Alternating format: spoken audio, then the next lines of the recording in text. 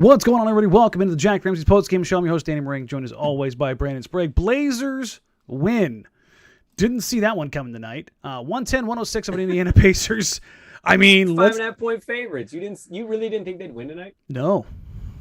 Why? I mean, you had to have all of those performances tonight, and including the Pacers falling all over themselves for the final 3 minutes in order to steal a game. I thought they were about to push that lead to 20 in a matter of two more minutes. Oh, my God. And then they went ice cold in Portland and started executing. I hear what you're saying, but it is the Pacers. Like, I'm not shocked that they won this game. Did they execute, or did the Pacers execute themselves? Because back-to-back smoked. Downer Danny. Just saying, back-to-back smoked layups. Uncontested smoked layups. Hey, what do they say, man? Pressure makes diamonds, right? Like, got a lot of coal in Indiana. A lot of coal in Indiana right now. So yeah, it was a game. I have a reeling suspicion. Most people are going to be like, so about Damian Lillard, which we're going to talk about, folks. As you can tell, Brandon is full on wearing his tinfoil hat. He's not waiting for the debut of tinfoil time. No. It is. You know, I gave my quick rundown. What is your overall takeaway from this game? Like, I don't even know. Like, what? I mean, it's kind of what the game was. It's all over the map. I mean, there's some ups, there's some downs, there's some good, there's some bad. Look, I'll say this: it was encouraging to see a good start. I mean, didn't we talk about that in the pregame? Yes, we did see that. The starting lineup has largely been blech, and they haven't got off to good starts. And they got off to a good start. I think they pushed the lead up to 16 at one point. They blew that by the half, and it was only 6. And I text you, I'm like, I know I shouldn't be, but how is this only a 6-point game? I felt awful about that. And then they came out in the second half, and it started to kind of turn into what I felt. Like, Indiana started to put more pressure on them, start executing on offense. And before you know it, you're looking up, and Indiana has the lead. And without Robert Covington, though, they don't win this game. I know we'll talk about Dame. We'll talk about Nurk. CJ had some real awful possessions tonight. His box score looks glorious, but he had some possessions that you wanted to shoot into the sun. Yeah, we were watching the same game. Robert Covington won him the game. That performance was great. I was actually legitimately happy for that dude. He's somebody I like. He's not that, he's got some personality that we really know all that much about, but he's a hard worker, and they ask him to do a lot on defense, make up for a lot of deficiencies. And not get a ton of touches. And not get a ton of touches. So to see him capitalize was great tonight. Headline tonight, Blazers bounce back behind Bob's big shots. Blazers 110, Pacers 106. I know you love that alliteration, Brandon. You love alliteration. It's fun. It's fun. You know who else loves? My 9-year-old daughter loves to do those too. Well, I mean, clearly she gets it. No, I'm not making fun of you for that. No. She loves alliteration. I just randomly blurt some out. I have like 2 go-to headline modes: really cheesy dad jokes or alliteration. Those are my 2 lanes. Those are your specialties. I am a Vaka Zubac, or where I don't do a ton of things well in my literary capabilities, but the things that I do well, I know my lanes, man. I screen, I dive hard, I play physical. That's my writing style. High motor guy. High motor guy. Do we want to get into the Dame stuff right away? I kind of think we should. I think it's kind of like the overall premise of tonight. So the Dame, win is nice, but Dame finished with a whopping 4 points on 2 of 13, 0 for 6 from 3, and what was not even objectively, it was his worst shooting night of his career from a standpoint of not only missing everything, having just the most hesitant trigger I've ever seen from him. It's clearly, even beyond a physical thing, it's a mental thing now. He turned down a half dozen shots tonight. He also got rim checked. Rim checked on an uncontested runway takeoff dunk. So physically, screw it. Oh, we're going right into it, Sprague. You know why? Welcome to the party. We've got a tinfoil snapback. Leave it to you to have a tinfoil snapback. There we go. My God. It took me a while to get this right, too, by the way. And if it looks like it's cutting my head, it's because it is cutting my head. That's probably why mine's this way. I got tired of dealing with it. I'm like, just wrap it around my head, make it look like a towel or something. Yeah, it was. Let's get into the tinfoil time where I have a theory, folks. I have a theory, and I think I've stated it plenty of times now. Damian Lillard is not physically right. No. He's not. It was never more obvious. If you didn't think so, tonight you walked away going, yeah, he's not right. He got bodied by TJ McConnell, who is a very solid point of attack defender. I don't want to take away from TJ McConnell, but he's also shorter than me. Stop it. That's Damian Lillard. I don't care what you say about TJ McConnell. That's Damian Lillard. He should not be stopping Damian Lillard all night. Yeah, it was rough. Hey, okay. Look, we're wearing the hats. We're in the trust tree here. We're throwing things out. You know, some of this is gonna stick, some of it's not. He needs to sit for 2 weeks. I have said the same thing. I saw one of our listeners, Brandon Goldner, said a month, and I thought a month is a bit extreme. But now I'm sitting here, I'm like, I'd like to see him sit for 2 weeks. Let's get to 2 weeks. Lindsay, who's my editor, she says, as your editor, yes, she knows my lanes, and also that I have a very fat head. It's a giant noggin. It is very difficult to get the tinfoil just right. I had to use a whole roll because I have a very large head. That's a whole roll? No, I'm entirely kidding. I mean, I kind of believed you. Yeah, it is done very well. Like it's it's very good. It looks like you thing. bought it. You look like a guy in downtown asking for money without saying anything. I feel like you should have just painted. You should have painted your head right here, and just leaned all the way into being like, I'm gonna go half robot. There you go. Just go full silver paint. Yeah. So it's gotten to the point where I'm just like, yeah, it doesn't look good, Bob. I don't think anybody can refute it at this point in time. But this is what he has done his whole career. He has played through stuff. He has been physical, gutted it out, whatever you want to call it, and it's been something he's been able to figure out. And I don't know if this is something he's like. Let's run through the timeline. We kind of did this the other night. End of the season ends poorly. He gets the smallest bit of time off before he has to turn to Team USA. Team USA, he's facing all of the comments, all of the criticism, the coaching stuff, the non-committal stuff, the Henry Abbott, the True Hoop stuff. So the mental toll is there. Mm-hmm. He's also got the pressure, and let's not forget this, he's got the pressure of making the Olympic team for the first time and being the starting point guard for the Olympic team. And struggling. Let's say, and people were flying talking about that, to the other right? side of the world during COVID, yeah, where they have things mostly locked down in Japan. That's got to be a lot. Struggling, dealing with the abdominal issue, all of the questions about the roster and Chauncey and everything else. Yeah. And then he gets home, and what does he do? Does he get married?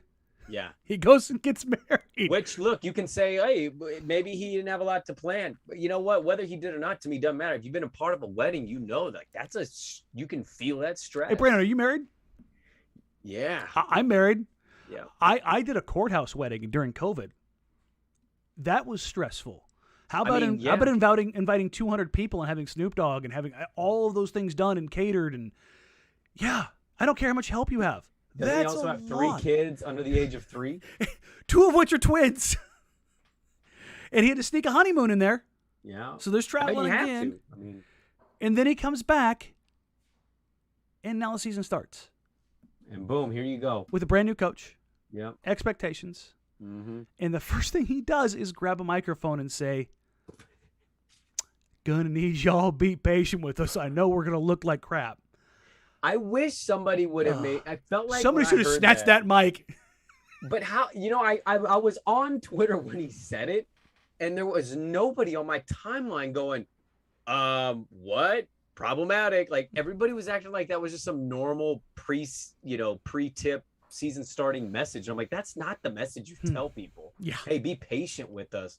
Excuse me, this is year 7. What do I need to be patient for? Yeah, no, this is hit the ground running. You're not relearning the game of basketball. No, that's why the habits thing is stupid. It's like these dudes have been playing for a decade. They're not relearning the sport. There's some tweaks with screens. There's some tweaks with cutting. There's rotational tweaks. Like they've been playing for a decade, man. Like, what do you need to get ready for? Oh my God, this is gonna kill me. It's like cutting the skin at this point. I mean, eventually we could take these off. I'm okay with that. Well, it's gonna stay here. So, I'm gonna keep it in the studio. Oh yeah, absolutely. Is anything that I've said here like running counter to any of your thoughts? No, Danny, I hate to be this guy, but we laid this out already in a podcast. We were like, hey, think about season-ending Olympics, rumor mill, hot stove, J Kidd's situation, Chauncey's situation, not playing well in the Olympics. Like, there was all of that for the last 4 months of this dude's life. And, that's, for all the stuff going on in sports, I think it's interesting. The mental health stuff's interesting. Like, how many athletes are willing to talk about it? And I'm not suggesting Dame. I'm just saying, like, this is a time where I think we can all acknowledge, even if you're not dealing with mental health, like, that's still a lot on the plate. That's a big plate of stuff. And some days it's easier to deal with that. And then you add an injury, like a tweak, like, it's not good. And to see him play like that, man, like, I think back to that Clipper game a few years back, it might have been 2015, and he shot awful. He couldn't hit a bucket to save his life, but he finished with like 15 boards, 19 boards. Like, he had some crazy night. You remember that game? Yes, he found other ways to make a real impact. And not to take away from his floor game, because his floor game has been the best it's ever been as a playmaker. But because he's still drawing defenders as if he's going to be that guy. He's still that guy, because everybody's like, oh, this is the night he gets it back. Oh, this is I have had beat reporters, people who cover teams, other media, other bloggers, other guys around the league, every single night before they come to town or the Blazers come to town, this is the night Dame gets right, huh? This is the night he gets right. Haven't we been trading that off a little? Well, maybe not you as much, because you're buying more into like the serious injury, but I've had a couple games where I'm like, I think this is it. I think he's going to go off tonight. Like, tonight was when I almost said that, and I think I put it as my like it, but man, I didn't see 4 points coming and him looking the way that he did physically. Tinfoil or no tinfoil hat, my conclusion is I don't know what he's going to say or if he's ever going to admit it, but it'd be nice if somebody would step in like, hey, Dame, let's rest you for 10 games. Let's see how you feel after 10 games. Listen, if he could take 5 games right now, even if he swears to God, take the blessing, I'm healthy. Take 5 games. Get your mentals right. Just whatever it is, just get away from stuff. I'm with you there, though. Like, 5 games, 10 is a bit extreme, but 5 would be cool. But I'm saying, like, regardless of anything, take 5 legitimately. Go, like, this is a perfect time. Snickers should come in right now and be like, "You're not yourself right now, Dame. How about a Snickers?" Like, it's that sideways. Just like, figure something out. I'm not going to sit here and be an entire bummer the entire time. No, dude. What's with this downer Danny stuff? I was trying to lead with Rocco, and you're like, let's get into the Dame. No, I asked you, and you said, listen, I think it's the biggest story. Yeah, it is, and it sucks. Let's talk about Cov, man. Let's talk about Cov, because I have been a subscriber to just wait on Cov. He's a slow starter. Just chill on Cov. Now, the lack of defense stuff bothered me. He definitely was. I think there was a level of frustration of not getting some touches, not getting involved. Lo and behold, over the last 2 games, he got a little bit more involved, and guess what happened? Mm-hmm. Weird how that worked. Yep.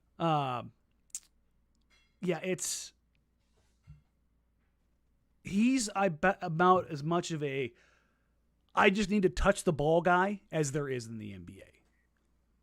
You know what, though? Like, I feel like if any of us have played any basketball ever, you have games like that. You're like busting your ass, and you have that guy that's maybe not the best player, but you can tell he wants to shoot the most shots.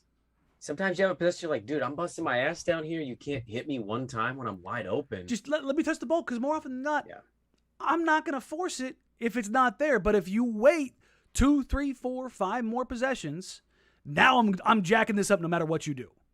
I mean, you shouldn't have a game where you play 20 minutes and shoot 0 shots. No, you should not. Like, that was problematic. I think they did a really good job to open up this game. The first, 5-6 possessions, 4 of them involved Robert Covington in one way or another in a primary action. We saw the initial, hilariously, or coincidentally enough, Caitlin talked about the Ram screens. They ran Ram screen to start the game to get Norm on the back pick for Nurk over the top, and it got basically the 3 guys who kind of need to get themselves going in Norm, Cov, and Nurk. Yeah. Norm's a guy who, if you get him going, he just keeps going early. Nurk, if you don't get him going, disappears. And Cov, if you don't get him going fast enough, is going to get irritable. I think that was a targeted thing by Chauncey. Is that how you looked at that? 100%. Unfortunately, one of those 3 guys disappeared. Yes. Do you want to give Big Shot Bob a little bit more love before we go on a Nurk, or? No, Big Shot Bob was great. To see him hit those clutch threes at the end to give him the lead and then to kind of ice the game was fantastic. And Norm was really good tonight. I liked what I saw from Norm. I loved his energy. Yes. Like when Norm, maybe it is as simple as getting him involved early, but like he just has kind of that dog in him that I love, where even if he's maybe struggling from the field, I still feel like I see him running and diving everywhere when he's out there. Like he finds ways to contribute. Yeah, he just doesn't feel like a guy that's like, well, I don't have it tonight, I'm just going to pack it in. He has games where he doesn't finish with a high amount of points, but I still feel like he's working hard to do something for the team. That's quality I like about Norman Powell. Yeah, I feel like Norm is kind of a bellwether guy in the sense of he's a good measurement for where the team is going to be that night. If you get him going, other guys will kind of feed off of him. Well, it's not entirely true because that didn't happen against Cleveland, but like, who the Lakers would love to have? Norman Powell. Yes, 100%. A guy who's reliable, who, again, we'll talk about Ant here a little bit because this is a show that I put together, folks, and I'm going to talk about Anfernee bleeping Simons. But Norm has probably been overshadowed a bit by Ant because I think we kind of expect it from Norm, and Ant getting this is like, oh my God. But Norm has shot the freaking cover off the ball, man. Mm-hmm. I believe he's at 50, 40, 90 now. What did he end up with tonight? He ended up 8 of 14. So yeah, he's 50, 40, 90 now. He's 6 of 6 on the line. So Norm and Ant are both 50, 40, 90 guys now. So what if I told you the 50, 40, 90 guys were Ant and Norman Powell and coming into the season? Yeah. I mean, I could believe it with Ant just because I didn't expect the volume to be that high. But what's funny is his volume continues to be like 10 shots, 12 shots, 11 shots, 10 shots, 11 shots. Like it's the same every night. And other than the one off night, he just keeps finding a way to finish at 50%, 50%, 48%, 50%. And the same with Norm, who's doing it on even more volume, which pretty damn impressive, man. It's something that just, if the Blazers didn't have what they have gotten out of Norm and Ant, where would they be right now? Is winless too harsh? Probably a little too hard, but so they'd be at 1 win. Yeah, 1 or 2. If Dame is, I mean, obviously we're changing what's happened, right? But like Dame's injury is still a constant. So if you told me they have the same record as Detroit, I'm not shocked. Which would be terrifying. Right, for obvious reasons. 4 and 5 now. That looks a lot better than 3 and 6, right? Yeah. Well, obviously, but you don't understand. You understand what I'm saying? I expected them to win these next 2. Like I had the Pacers and the Lakers as wins. I expected them to get to 5-5 because I think this is who they'll be. They will lose 2 or 3 in a row. They will win 2 or 3 in a row. They will lose 2 or 3 in a row. Like that's kind of the team we are seeing right now. And until we see an extended win streak and play that you go, man, felt really great walking away from that game because you largely haven't this season.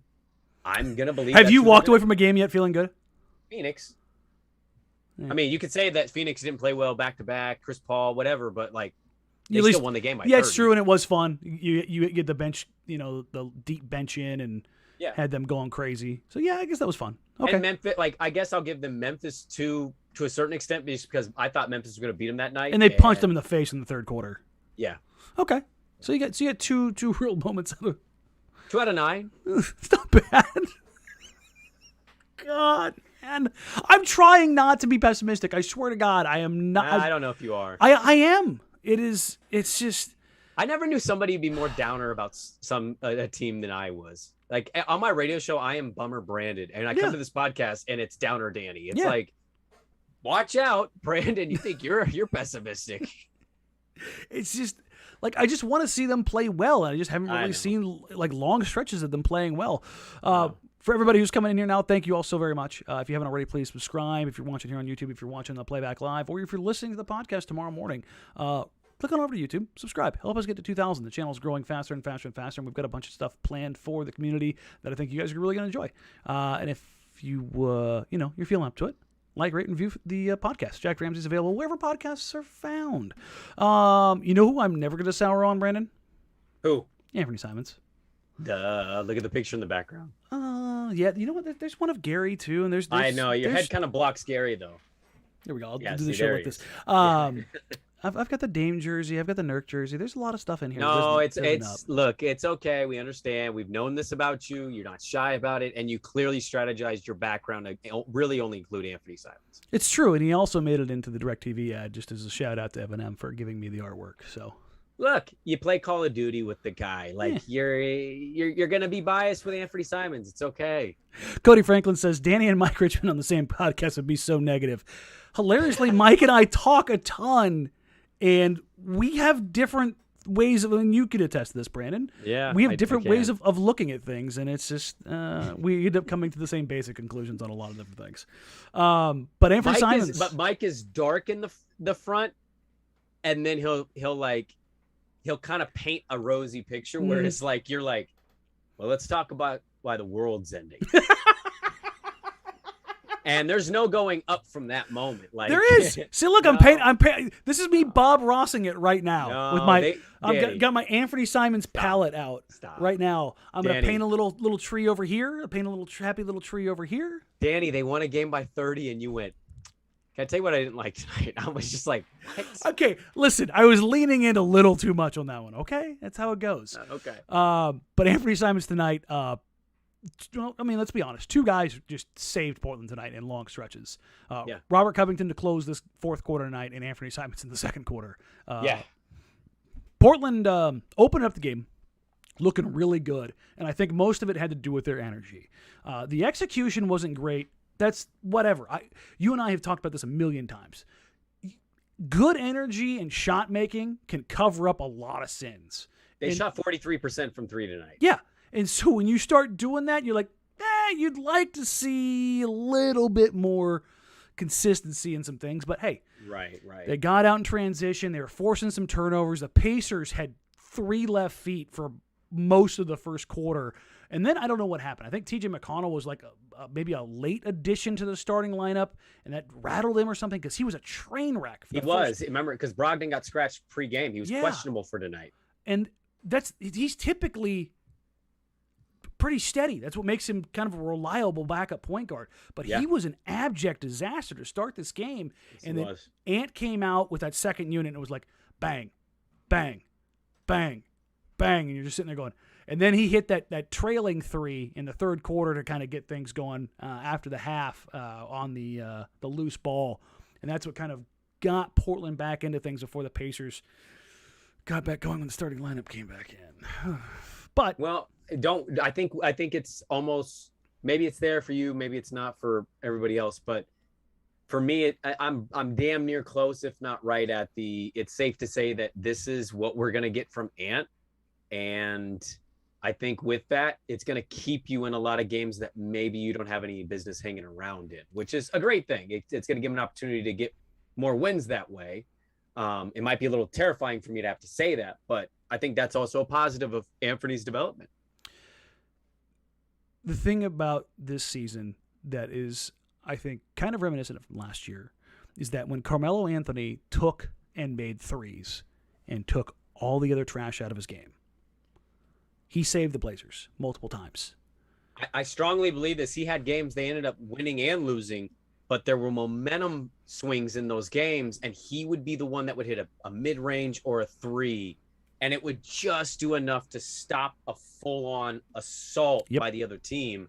He had a lot of those moments, and that was one thing I gave him credit for that on Twitter. Like, hey, I know he's not perfect, but he does have for some. He's made for the big shot. Yeah, and that's the thing. I've seen Ant show flashes of big-time shot making in the sense of they need a bucket right now. And I mean, he had that pull-up 3 was it the end of the first quarter that was like, oh my God! Like you could see he was Sam Casselling it, just big balls and walking into that 3, and I was like, if he's hitting that, I think it might have been his first shot of the game even. If he's hitting that, that's terrifying because that's a level of confidence that we haven't seen from him yet. And I think again that falls towards that what Melo did, and I think Ant has kind of lived at that level so far this season, where when they've needed a big shot in the middle of the game, It hasn't been Dame. It hasn't been CJ. It hasn't been Norm. It has been Ant almost every stinking game for them. And that's even further than I would have gone this year with projecting how good he was going to be. I honestly thought at the beginning of that rant, you were explaining how aroused you were when you were like, when you were doing the Cassell thing before you got to Cassell, you were like, and I mean, it was like, and I'm like, I was like, where is he going with this? Where's this going? Oh God! And you ended up talking about genitalia, just somebody else. Just close. Good. Yeah, that's how it goes. But Ant had a monster game in limited time and limited shots. They threw the 4-guard lineup out there again. Yeah. Did you see Hyken? Did you guys see Hyken's tweet?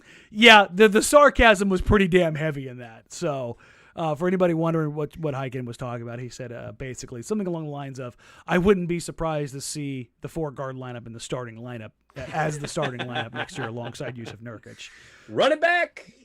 I mean, if you followed any kind of thing between Hyken and I, and my love for Ant and his game, that was both a shot at me and at Neil. So I appreciate you, Sean.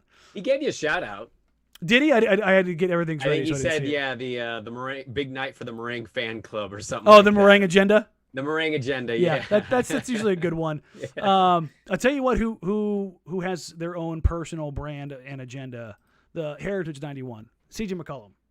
Tonight the headline is, so you have heard of me. Couple stinkers last couple games as far as efficiency-wise. Not so inefficient tonight, 11-19, 5-9 from 3, 27-6-5. A box score that screams, I cooked. And he did have some possessions where he absolutely fried dudes. Mm-hmm.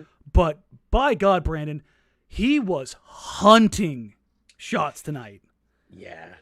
Yeah. I mean, early on, I was thinking one of my first takeaways of the game was Indiana's baseline defense was absolute trash. They just took advantage of those dudes running baseline. And CJ, that was one of his first buckets was when he went, and I think he got the dunk. Yeah, he blew by Miles Turner, who looked like he had just ate a giant loaf of bread.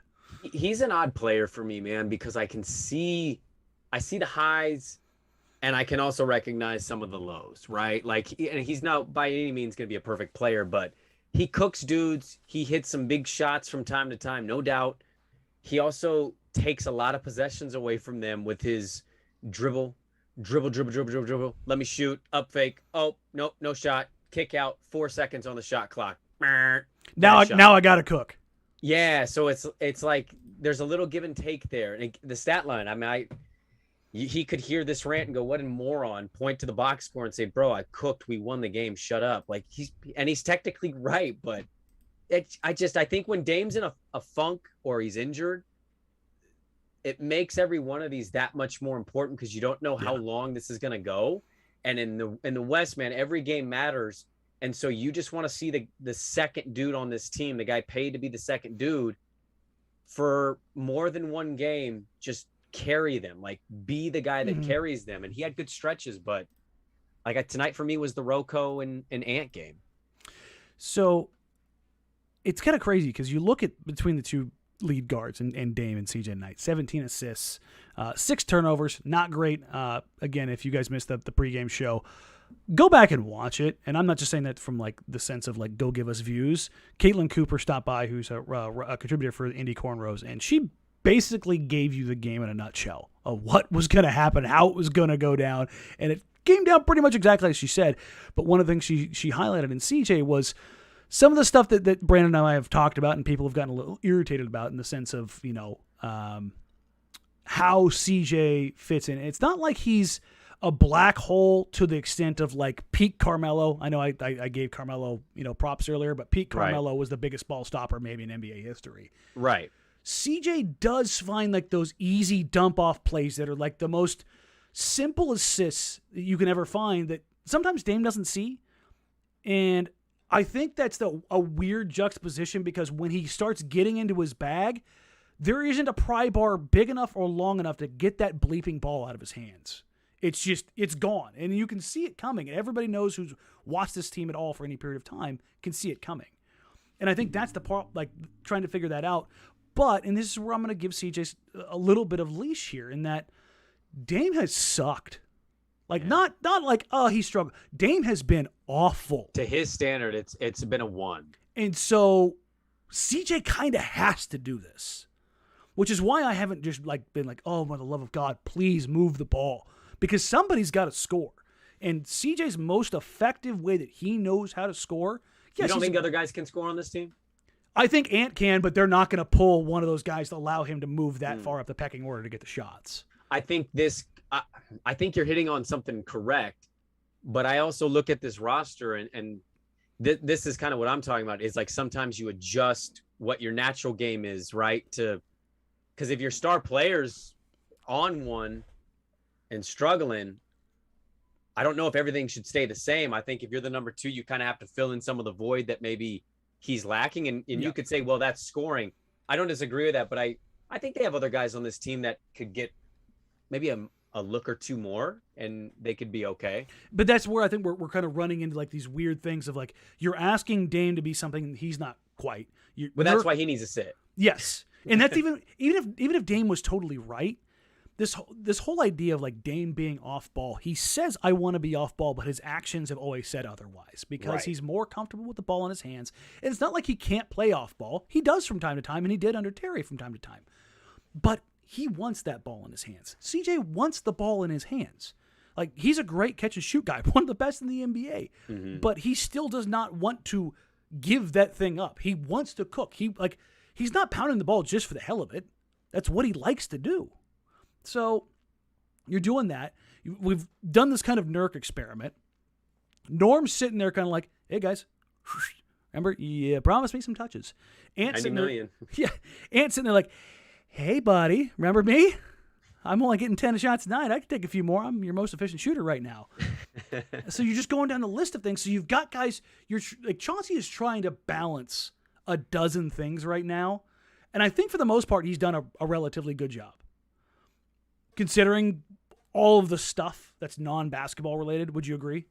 Oh, I think, yeah, the overwhelming majority of the season, he's done a pretty good job. Like, I nitpick a little last game. That's fine. Like, Nas should always play more than 11 minutes, but he's hitting the right notes. I think for the most part, like, he's got everybody's minutes roughly where they kind of need to be. Which, that's, I think, the biggest part of this. Like, just for the most part, keep everything in the box. A few things maybe get loose here or there. As long as he's not making the same mistakes over and over again. I do kind of find it funny that they are leaning into that 4-card lineup over and over and over again. He was asked about it. He said he'll keep playing, and if it means it's going to win.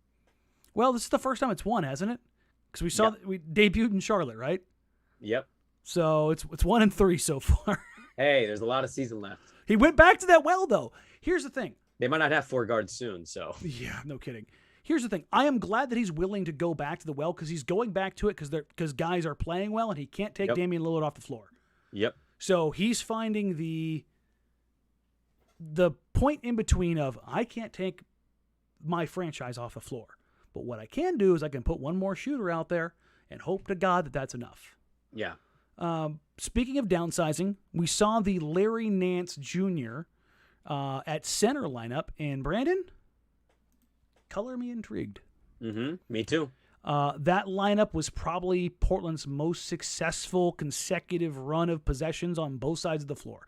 You had Snell, you had Nasir, you had Nance, and it was like, 6'6", 6'7", 6'8". Oh, look at that. Would you imagine that? A bunch of good-sized athletic dudes on the floor at the same time, and they look competent on both ends.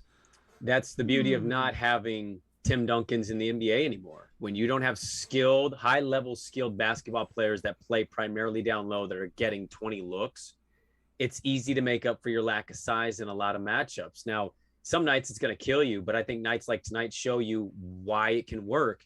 I also think it's a real problem that the 2 lineups we've talked about include Larry Nance at center and Cody Zeller at center, and not the guy that played 23 minutes. This He dude outplayed again tonight. It's not working. And I think for all the guard talk and what Neil's gonna like, I would be on the phone today. This isn't working. Like, it's not gonna change. For Miles Turner. If you could get Miles Turner, I don't know why Indiana would do that, but if you could, maybe he's aspiring, but if you could get Miles Turner, hell yeah. I love Nurk.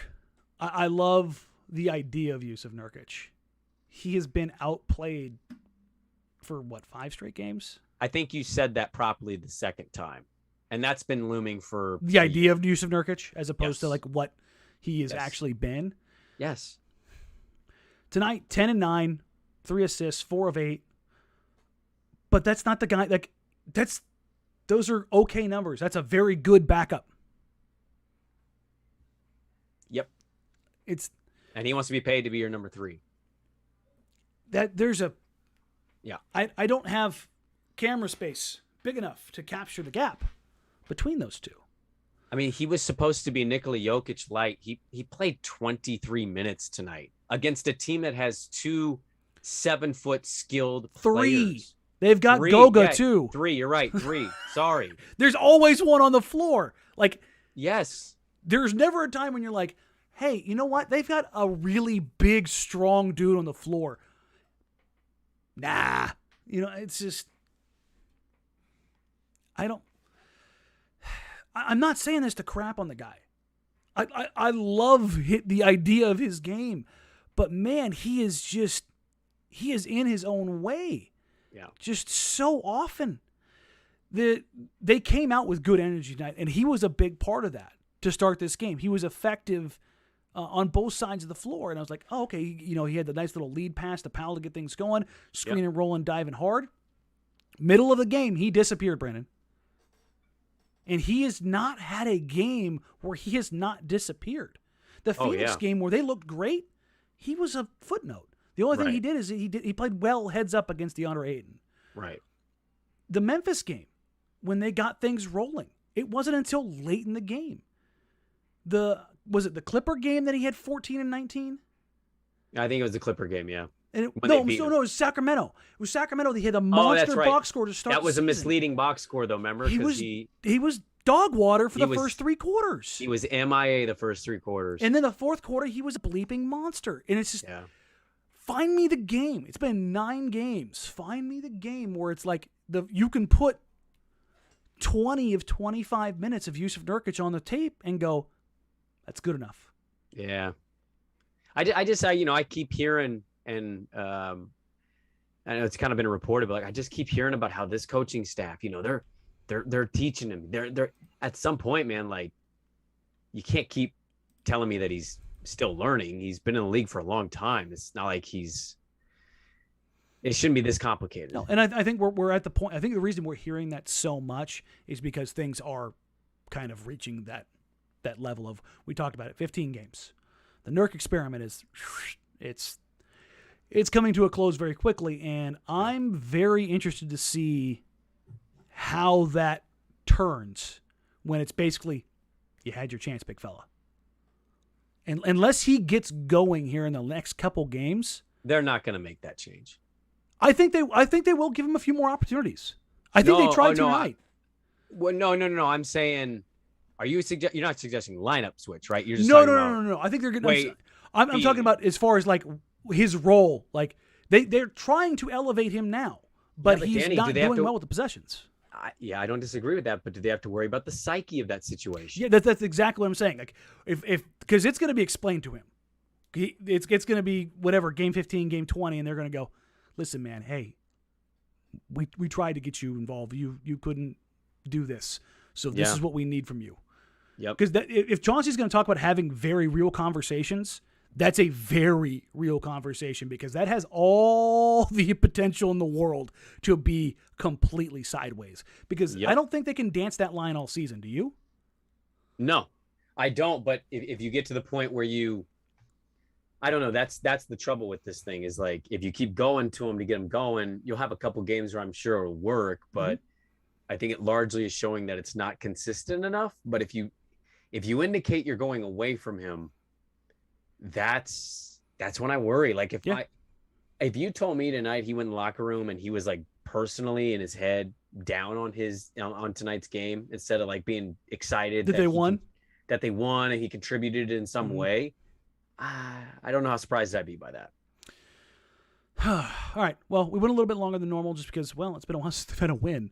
Shout out Rocco though, man. They got that win. Listen, and I think they're gonna be the Lakers tomorrow because the Lakers are probably sitting AD. So LeBron and AD are likely out tomorrow for the Lakers. Unfortunate, my physical therapy doctor hadn't been to a Blazers game in years. He had never seen LeBron James live, and he told me he was very much excited for LeBron James because he's got some great tickets. And I swear to God, I walked out of that PT clinic, and 10 minutes later, the news about LeBron's out for a week. Out for a week. And I didn't even have the heart to go back in and tell him, like, he'll find out. I felt awful, man. But we will have pre and post for that.